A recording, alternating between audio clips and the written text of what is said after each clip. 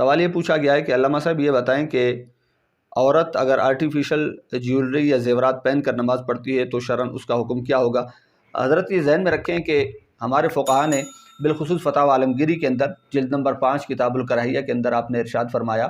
کہ artificial jewellery جو ہے وہ پہن کر عورت نماز پڑھ سکتی ہے، اس کے اندر کوئی قباحت اور حرج نہیں ہے، اور یہی ہمارے علماء متقدمین اور علماء متاخرین کا فتویٰ ہے۔ بعد کے آج کل کے دور کے علماء بھی ہمارے یہی فرماتے چونکہ آج کل ہمارے ہاں یہ عموم بلوا ہو چکا ہے اور یہ آرٹیفیشل جیولری جو ہے وہ بہت رائج ہو چکی ہے خواتین کے اندر، چاہے وہ سونے چاندی کے علاوہ بھی ہو، لوہے کی ہو، پیتل کی ہو، تانبے کی ہو، یا دو دھاتوں کو ملا کر ایک جیولری اور زیورات بنائے گئے ہیں۔ اب وہ